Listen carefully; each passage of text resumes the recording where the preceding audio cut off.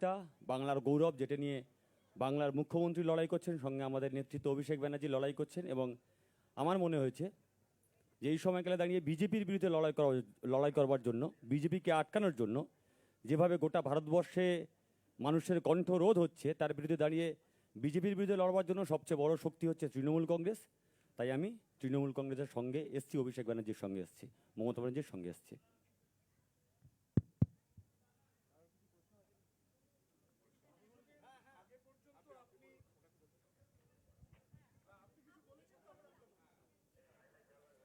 না, প্রতিকূর তার কথা বলেছেন। আমি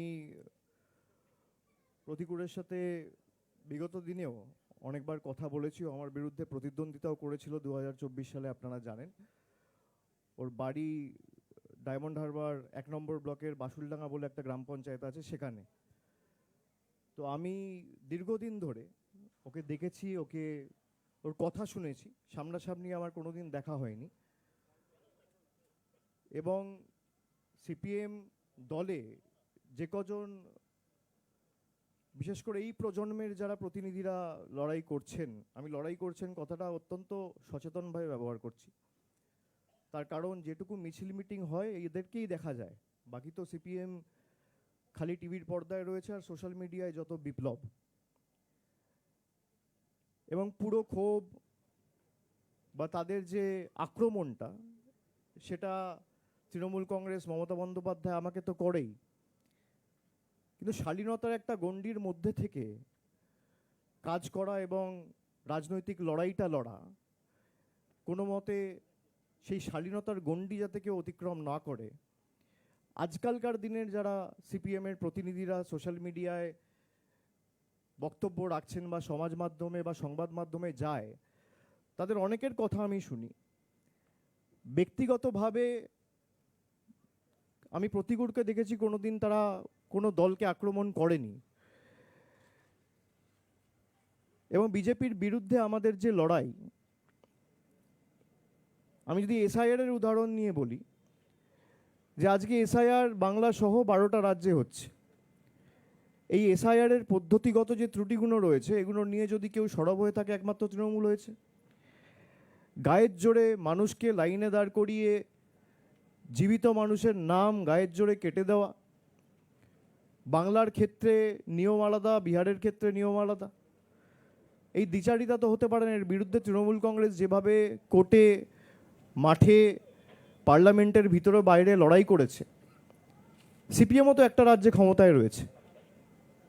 সিপিএমের এখানে অনেক নেতা রয়েছে, তাদের তো কেউ বারণ করেনি। আমাদের হাত শক্তিশালী করতে বলছি না, আপনারা পৃথকভাবে লড়ুন। কেরালায় তো তৃণমূল নেই, কেরালায় তো সিপিএম আছে। সেখানে সিপিএম নেতাদের ভূমিকা কি? আজকে যারা লেফট আইডিওলজি, বামপন্থার আদর্শ নিয়ে কথা বলে, নিজেদের বামপন্থী বলে দাবি করে, সিপিএমের আইডিওলজিটা কি? কোন আইডিওলজি বা কোন আদর্শের ভিত্তিতে বা বেসিসে আপনার পার্টির কোন আইডিওলজি আপনাকে সুযোগ দেয় বা আপনাকে বলে যে হুমায়ুন কবিরের মতো লোকের সাথে বসে আপনাকে জোট করতে হবে বা ডিল করতে হবে? কোন আইডিওলজির ভিত্তিতে 2021 সালে, যেখানে আপনি কেরালায় কংগ্রেসের বিরুদ্ধে লড়াই করছেন, সেখানে একই সময়, একই দিনে, একই মাসে, একই সপ্তাহে, একই দিনে, একই টাইমে বাংলায় কংগ্রেসের সাথে লড়াই করছেন? কোন আইডিওলজির বেসিসে? কোন আইডিওলজির বেসিসে আপনারা লক্ষ্মীর ভাণ্ডারের মতো সহায়তাকে ভিক্ষা বলেন? কোন আইডিওলজির বেসিসে একটা প্রান্তিক মানুষকে, যে সরকার চাল, ডাল, আর্থিক সাহায্য সহযোগিতা পৌঁছে দিচ্ছে, তাদেরকে ভিক্ষুক বলেন বা ছোট করে খাটো করে দেখেন? কোন আইডিওলজির বেসিসে?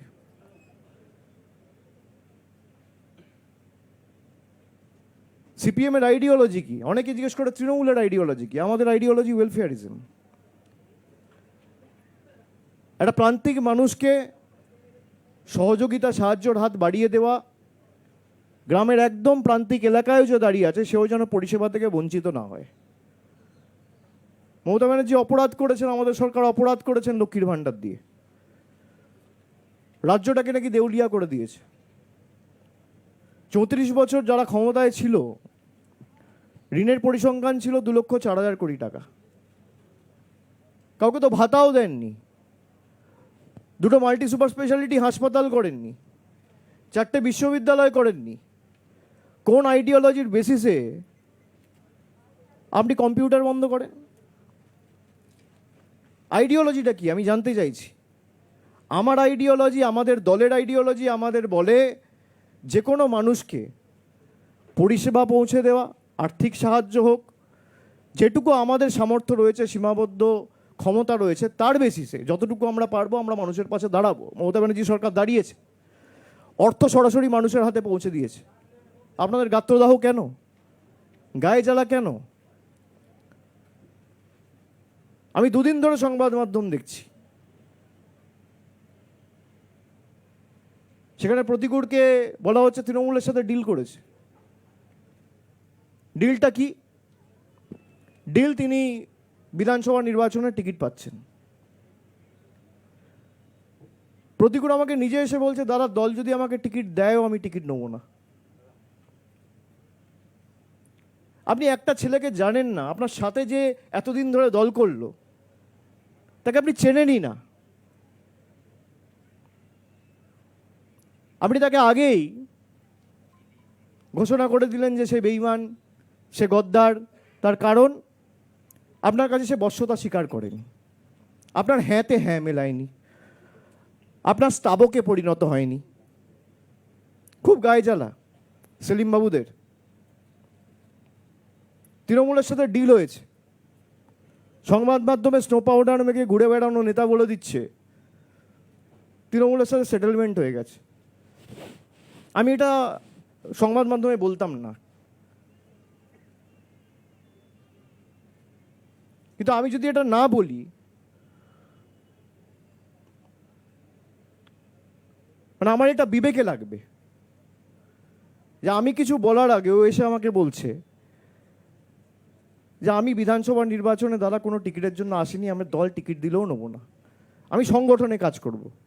আজকালকার দিনে কজনকে পাওয়া যাবে যার রাজনীতিতে কোনো চাওয়া পাওয়া নেই? রাজনৈতিক কর্মী সমর্থক প্রত্যেক দলেরই থাকে, কিন্তু ভালো কর্মী আপনি কোথায় পাবেন? তৃণমূলেও যেমন ভালো খারাপ আছে, বিজেপিতেও ভালো খারাপ আছে, সিপিএমও আছে, সব দলেই থাকে। যাদের চাওয়া পাওয়ার কিছু নেই, মানুষের জন্য নিঃস্বার্থে কাজ করতে চায়, মানুষের জন্য সর্বক্ষণের কর্মী হয়ে কাজ করতে চায়, এর জন্য কারোর রবার স্ট্যাম্পের প্রয়োজন হয় না। সিপিএমের জোনাল কমিটি, লোকাল কমিটি আর আলিমুদ্দিনে বসে থাকা নেতারা আমার সার্টিফিকেট দেবে, তারপর আমাকে বামপন্থী হিসেবে গণ্য করা হবে। এ তো একই জিনিস।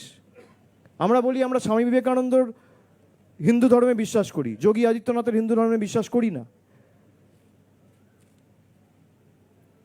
মমতা বন্দ্যোপাধ্যায়কে মহেশ্বতা দেবীর মতো একজন লেখক, তিনি প্রকাশ্যে বলেছিলেন, আমার এখনো মনে আছে, খুব সম্ভবত উলুবেড়িয়ার একটা সভা থেকে, যে মমতার বয়স বাড়ছে, এনার্জিও বাড়ছে। আমার এখনো মনে আছে। মহেশ্বতা দেবীর মতাদর্শ কি ছিল? অমর্ত্য সেনের মতাদর্শ কি? অমর্ত্য সেন বলছেন দেশের যোগ্য প্রধানমন্ত্রীর পদপ্রার্থী হচ্ছে মমতা বন্দ্যোপাধ্যায়। আমি বলছি না, আপনারা আমাকে মিসকোট করবেন না। অমর্ত্য সেন বলছেন। তার আইডিওলজি কি? তিনি বামপন্থী নয়? যাকে অমর্ত্য সেন, মহেশ্বতা দেবীর মতো ব্যক্তিত্বরা স্ট্যাম্প দিয়েছে, তাকে মোহাম্মদ সেলিমের স্ট্যাম্পের জন্য অপেক্ষা করতে হয় না।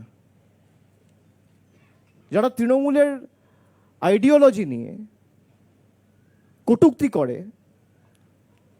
ব্যঙ্গ বিদ্রুপ করে, তৃণমূল দলটার কোনো আইডিওলজি নেই। আমার আইডিওলজি ওয়েলফেয়ারিজম।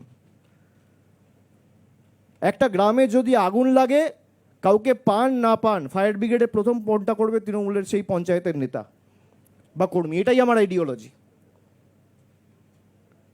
কারোর বাড়িতে কোনো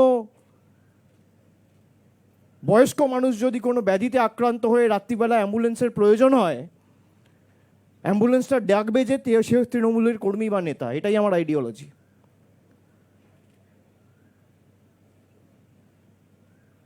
লকডাউনের সময় যাতে কাউকে অভুক্ত অবস্থায় শুতে না হয়, আমরা কমিউনিটি কিচেন করে মানুষের বাড়িতে খাবার পৌঁছে দিয়েছি, মানুষের বাড়ির বাইরে গিয়ে।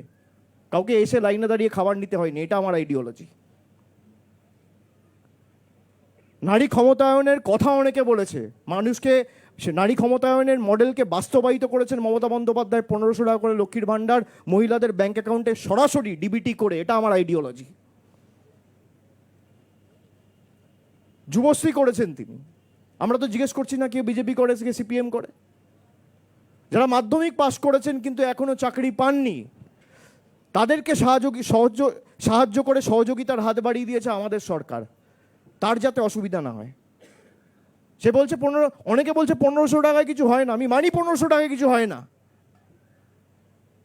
কিন্তু তাকে যদি আগামী দিন 5টা জায়গায় ইন্টারভিউ দিতে হয়, তার মায়ের কাছে হাত পাততে হবে না। এই 1500 টাকা করে গাড়ি ভাড়া দিয়ে সে নিজের ইন্টারভিউটা নিজে দিতে পারবে। এটা আমার আইডিওলজি।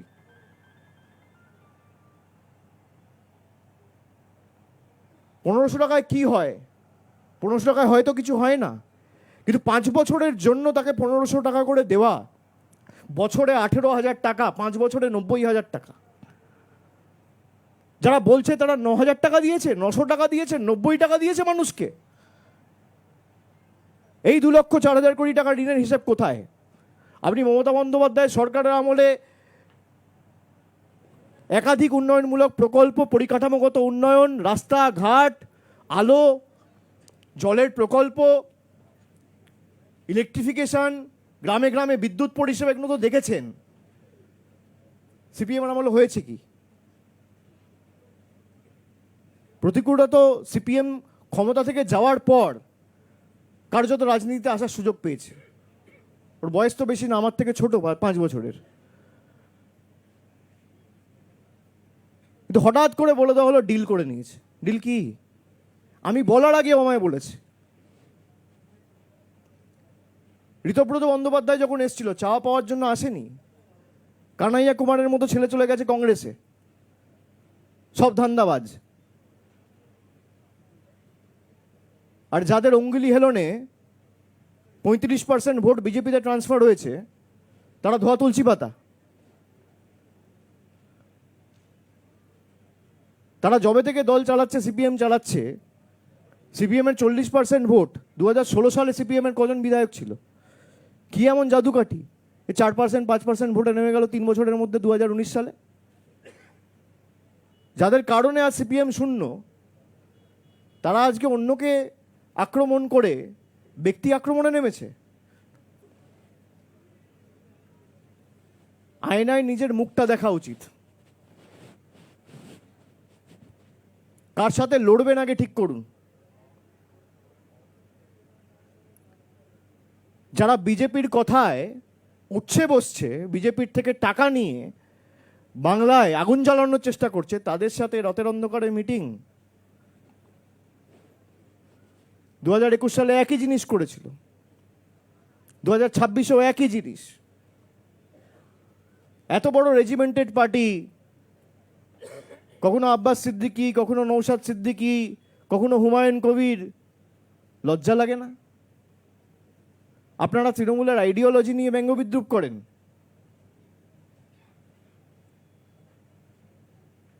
আপনারা বলেন আমরা মন্দির মসজিদের রাজনীতিতে বিশ্বাস করি না।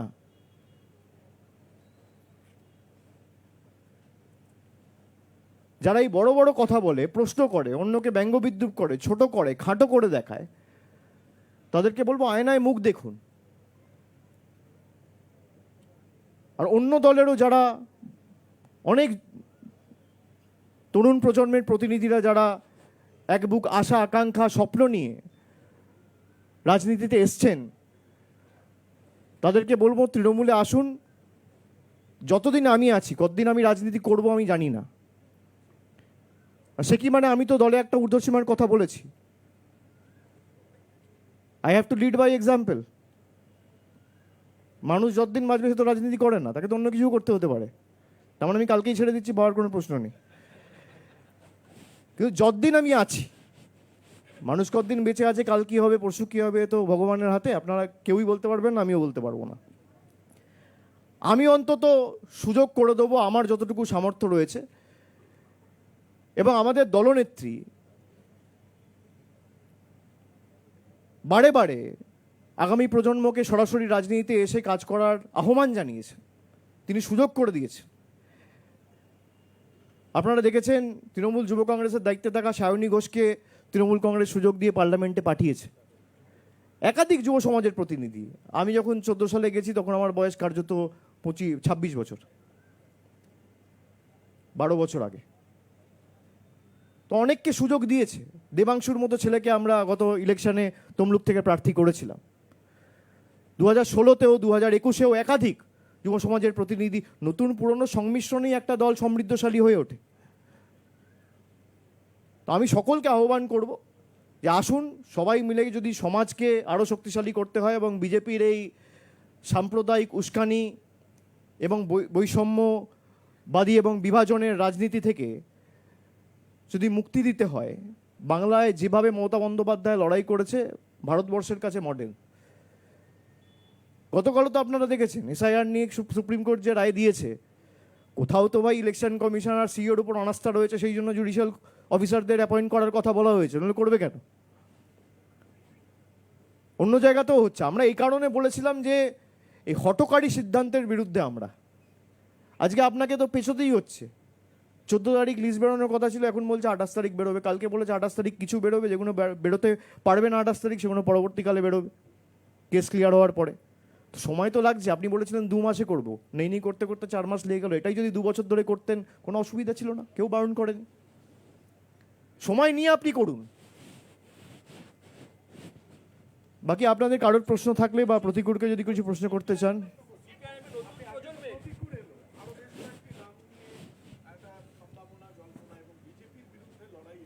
সর্বভারতীয় স্তরে যেভাবে তৃণমূল কংগ্রেস পদক্ষেপ নিচ্ছে, যেভাবে মমতা বন্দ্যোপাধ্যায়ের প্রশংসায় মানিক সরকারের মতো প্রবীণ কমিউনিস্ট নেতা প্রশংসা করছেন, আজকে প্রতিকূল হয়েছেন, তা বামেদের নবপ্রজন্মের যারা মাঠে লড়াই করছেন, খুব স্পেসিফিকভাবে তাদেরকে কি আহ্বান জানাবেন? আমি তো আমার কথার মাধ্যমে সেগুলো ইতিমধ্যেই বলেছি যে যদি কেউ আসতে চায়, আমি যতদিন আছি আমি নিশ্চিতভাবে চেষ্টা করে দেবো তারা যেন সুযোগ পায়, মানুষের জন্য কাজ করে। মানুষের কাজ করার জন্য কোনো জনপ্রতিনিধি বা কোনো রবার স্ট্যাম্প লাগে না।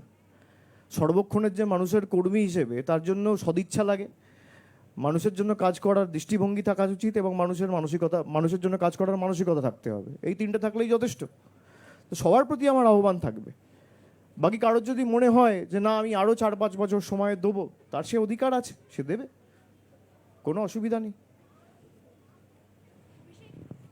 আপনি কিছুক্ষণ আগেই বললেন যে 2024-এ আপনার প্রতিপক্ষ আজ আপনার পাশে তিনি দাঁড়িয়ে আছেন, আপনাদের আদর্শ উদ্ভাসিত হয়ে আজকে তিনি স্বতঃস্ফূর্তভাবে দলে এলেন এবং আপনারা গ্রহণ করলেন। এটাই কি তৃণমূল কংগ্রেস? অর্থাৎ আপনার প্রতিদ্বন্দ্বীকে আপনি আজকে কিন্তু একটা নিজের দলে নিলেন, এটা একটা উদারতা আপনি যেমন আমার কোনো উদারতা নেই, না আমার কোনো উদারতা নেই। এটা আমার উদারতা কেন হবে? আপনারা আমাকে মহান ভাবছেন, কোনো কারণ নেই আমাকে মহান ভাববার। আমি প্রতিকূলকে ধন্যবাদ জানাবো যে সাহস দেখিয়ে সিপিএমের ওই বেড়াজাল ভেঙে ও তৃণমূলে এসে আমার সাথে কথা বলেছে, আমি তার জন্য ওকে ধন্যবাদ জানাবো। আমার উদারতার কি আছে? সমীর প্রতিতুণ্ডু আজকে নেই, আমার বিরুদ্ধে উনি 2014 সালে প্রার্থী হয়েছিলেন। আমি যখন রাজভবনের বাইরে ধর্ণা করছিলাম তখন সমীর প্রতিতুণ্ডু সেই মঞ্চে এসে বলেছিলেন অভিষেক যে বলছে যে ধর্ণা করছে যে ইস্যু নিয়ে 100 দিনের কাজ নিয়ে আমি তাকে সমর্থন জানাই। আমার উদারতা, তার উদারতা, তিনি এসছেন। তো আমার কোনো এখানে উদারতা দেখানোর ব্যাপার নেই, আমার ক্রেডিট চাই না। এগুলো অন্যান্য দলে যারা করে, যারা লাইমলাইটে থাকার জন্য করে, তারা এসব বলে যে আমার উদারতা। কোনো উদারতা নেই। কিসের উদারতা? সে আজকে চাইলে সেখানে থাকতেই পারতো, একইভাবে চলতো। মানুষেরও তো একটা প্রাইম রয়েছে। আজকে তার বয়স হয়তো 34-35, 10 বছর পর 45 হবে। কাজ বয়সের সাথে সাথে মানুষের কর্মক্ষমতা কমে। আমি যে ইস্যুগুলো নিয়ে দলে প্রতিবাদ করেছি তার যদি কোনো সুরাহা সমাধান না হয়, তাহলে আমার প্রতিবাদ করার অধিকারটুকুও থাকবে না। আমি প্রতিবাদ করলে আমাকে বেঈমান বলা হবে। সেই সৎসাহস প্রতিকূর দেখিয়েছে, আমি ধন্যবাদ তাকে জানাই।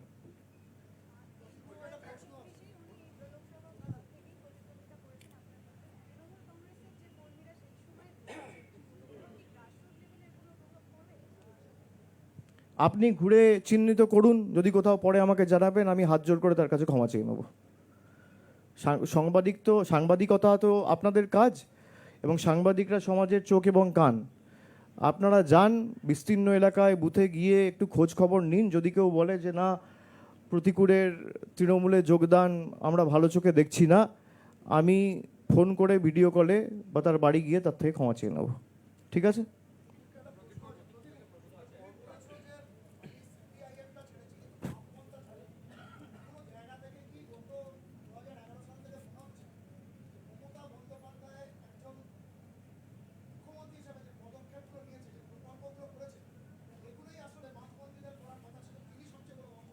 একদমই, এটা তো আমি আগের দিনও বলেছি যে আমরা যখন সিপিআইএমে ছিলাম, আমরা তো প্রথমেই বলেছিলাম যে লক্ষ্মীর ভাণ্ডার, আমরা লক্ষ্মীর ভাণ্ডার চাই না, আমরা ভিক্ষা নয় অধিকার চাই। তো পরে তো দল বললো ভাই ভিক্ষা নয়, এটা কথাটা বলা ঠিক হবে না, এটা মানুষের মধ্যে রিয়াকশান আছে, আরও ভোট কমে যাচ্ছে। তো পরে গিয়ে আমরা বললাম ভাতা বাড়াতে হবে, আমরা টাকা বেশি করে দেবো। মানে পরোক্ষভাবে তো তৃণমূল কংগ্রেসের স্কিমের কথা বা তৃণমূল কংগ্রেসের প্রকল্পের কথা আমরা স্বীকার করে নিলাম, আমরা বেটার করবার কথা বলেছিলাম। তো ফলে অবশ্যই সেই প্রশ্ন তো আপনি নিজেই উত্তর দিয়ে দিলেন। আপনার নীতি নৈতিকতা নিয়ে প্রশ্ন উঠছে সোশ্যাল মিডিয়ায়, বাম কর্মী সমর্থকরা সেই প্রশ্ন তুলছে যে এত নীতি নৈতিকতার কথা বলতেন, এখন কেন তৃণমূলে গেলেন? আমার নীতি নৈতিকতা বিজেপিকে আটকাবো, ফ্যাসিস্ট শক্তিকে আটকাবো, সেই নীতি। এই যে বলছে না ডিল হয়েছে, হ্যাঁ ডিল হয়েছে। বিজেপিকে পশ্চিমবঙ্গের মাটিতে আটকাবো, বিজেপিকে ঢুকতে দেবো না, এইটাই ডিল হয়েছে আমার। এবং যারা নীতি নৈতিকতা বলছে, প্রতিকুর রহমানকে বলতে পারে, আরে আমরা তো যখন সিপিআইএমে ছিলাম তৃণমূলকে বিজেপি বলে অনেক রটিয়েছি। তৃণমূল সেটা ভুল প্রমাণ করার জন্য অভিষেক ব্যানার্জি, মমতা ব্যানার্জি সুপ্রিম কোর্টে গেলেন। আর প্রতিদিন তৃণমূল কংগ্রেস সিপিআইএমকে বলছে বিজেপির বি টিম তোমার ভোট ট্রান্সফার করেছো, সেটা প্রমাণ করার জন্য মোহাম্মদ সেলিম হুমায়ুনের সঙ্গে বসলেন। সেটা প্রমাণ করার জন্য মোহাম্মদ সেলিম ওয়েলফেয়ার পার্টির নেতাদের নিয়ে এসে আলিমুদ্দিনে মিটিং করলেন। সেটা প্রমাণ করবার জন্য এসডিপিআইয়ের মতো প্রকাশ্য সভাতে সিপিএমের প্রতিনিধি পাঠাচ্ছেন। তো ফলে পরিষ্কার হয়ে গেছে কে কোন ডিল করেছে।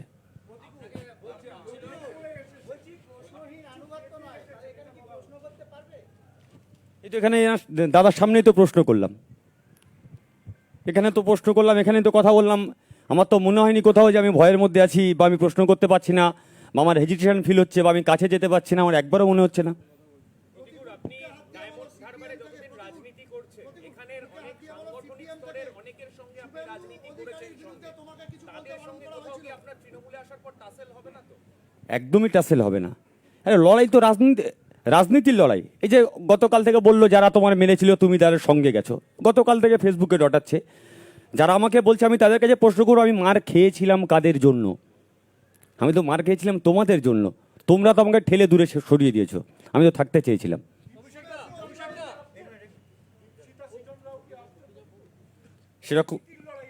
সেরকম কোনো কথা আমার সঙ্গে হয়নি। সেটা তুমি ওকে জিজ্ঞেস করছো কেন? ওদেরকে জিজ্ঞেস করো। তবে এটুকু বলতে পারি, দলে দম বন্ধ করা পরিস্থিতির মধ্যে অনেকেই মুখ খোলা শুরু করেছে। হয়তো আমি রাজপ্রাসাদের বাইরে এসে জিজ্ঞেস করেছি রাজা একটু থামুন, ওই প্রসাদের মধ্যে ঘুমন্ত শিশু জেগে উঠেছে, প্রশ্ন করবে রাজা তোর কাপড় কোথায়।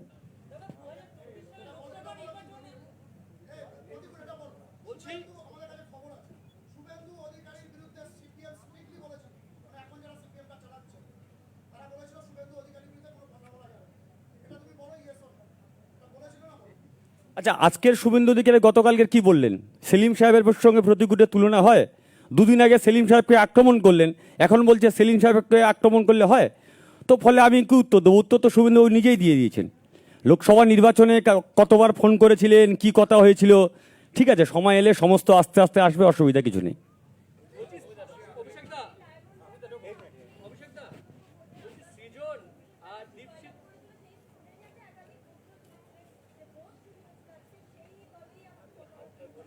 আচ্ছা, আমাকে এক মাস আগে ভোটে দাঁড় করানো হয়েছে, সবাই জানে আমি হারবো।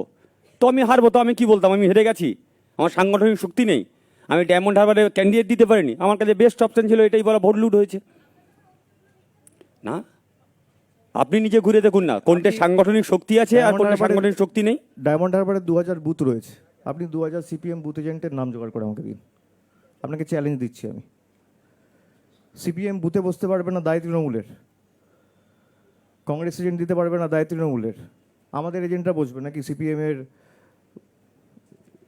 এজেন্ট হয়ে? আপনি জোগাড় করে দিন। তো লগবুক থাকে, তো স্ক্রুটিনির সময় থাকে, ভোটের পরের দিন সবাইকে যেতে হয়, ইলেকশন এজেন্ট থাকে। আপনি যান না, জোগাড় করে দিন আমাকে। আপনি ডায়মন্ড হারবার ছেড়ে দিন, যে কোনো একটা লোকসভা বেছে নিন, 2000 এজেন্ট বার করে দিন, ওই মুর্শিদাবাদ মালদা ছাড়া।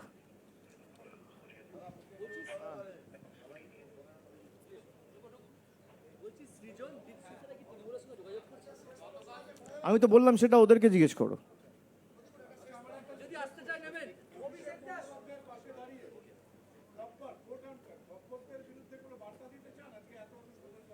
আমি কোনো ব্যক্তি আক্রমণ করতে চাই না। আমার দলের অভ্যন্তরে যারা দম বন্ধ করেছিল সেই দম বন্ধ অবস্থা থেকে আমি নিঃশ্বাস নিতে এসেছি। তো বলে আজকের থেকে আমার নতুন জার্নি শুরু হয়েছে। তো সেইখান থেকে যা লড়াই হবে রাজনৈতিকভাবেই লড়াই হবে, ব্যক্তিগত আক্রমণ আমি করতে চাই না। গতকাল মোহাম্মদ সেলিম তিনি বলছিলেন যে সন্তান হারার মতন অবস্থা তার এখন হচ্ছে, কি বলবেন আপনার প্রতিক্রিয়া? পিতা যদি সন্তানকে নিজেই গলা টিপে হত্যা করে আর তারপর চিৎকার করে বলে সন্তান হারানোর যন্ত্রণার কিছু বলার নেই। আমার সোকল পিতা, আপনি ভালো থাকবেন। আমি অনেকবার করে বলেছিলাম পিতা আমার সঙ্গে কথা বলুন, বাবা কথা বলুন, বাবা কথা বলেননি, দরজাও খোলেননি। অভিষেকটা আপনারা এত শক্তিশালী সংগঠন পুরো রাজ্য জুড়ে রয়েছে, তারপরেও একটা শূন্য হয়ে যাওয়া দল থেকে কেন নেতা নিতে হলো আপনাদের? সব থেকে বেশি কষ্ট তো আপনার হচ্ছে দেখছি। আপনার গায়ে লাগছে? আপনি কি তৃণমূল করেন নাকি? কে অভিযোগ করছে? তো সোশ্যাল মিডিয়া উত্তর নিতে বলবেন। যেদিনকে সামনাসামনি এসে প্রশ্ন করবে সেদিনকে উত্তর চাইবেন। যদি কেউ আসতে চায় তৃণমূলে, ভালো লোকেরা, আমি সুযোগ দেবো না? তরুণ প্রজন্মের কোনো প্রতিনিধি আসতে চাইলে আমি সুযোগ দেবো না তাদেরকে দলে ঢুকে মানুষের জন্য কাজ করার? এত গায়ে জ্বালা কেন? আর আপনাদের এত গায়ে লাগছে কেন 2-4 জনের? সোশ্যাল মিডিয়ায় প্রশ্ন করছে, সোশ্যাল মিডিয়া না করে ঝান্ডাটা নিয়ে রাস্তায় নামুন। সোশ্যাল মিডিয়ায় থাকলে 4 থেকে 2% হবেন, আর রাস্তায় ঝান্ডাটা নিয়ে নামলে 4 থেকে 5 হওয়ার সম্ভাবনা রয়েছে। আপনারা নিজেও বলছেন সোশ্যাল মিডিয়ায় প্রশ্ন করছে, আরে প্রশ্নটা তো সামনে এসে করো। বলছি পরশুদিন বিষ্ণুপ্রসাদ শর্মা তিনি তৃণমূলে যোগ দিলেন, আজকে অনন্ত মহারাজকে দেখা গেল মুখ্যমন্ত্রীর মঞ্চে। সেটা তো সরকারি অনুষ্ঠান, সরকারি অনুষ্ঠানে যেতেই পারে।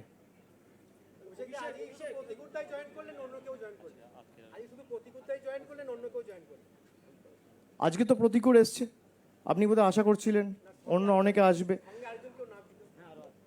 প্রতিকূলের সাথে কিছু তার সতীর্থ সহকর্মীরা এসছে। হ্যাঁ নিশ্চয়ই, তার সাথে যারা এসছিল তারাও এসছে। আমি প্রতিকূলের হাতে পতাকা তুলে দেবো। আচ্ছা, আপনারা সবাই চাটা খেয়েছেন? আবার কি?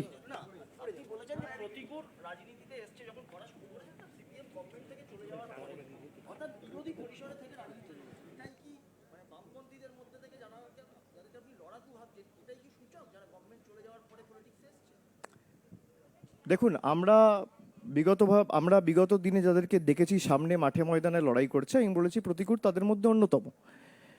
কিন্তু তাদের মধ্যেও ভালো খারাপ রয়েছে, তাদের দলের অভ্যন্তরীণ কি বিষয় আমি তো বলতে পারবো না।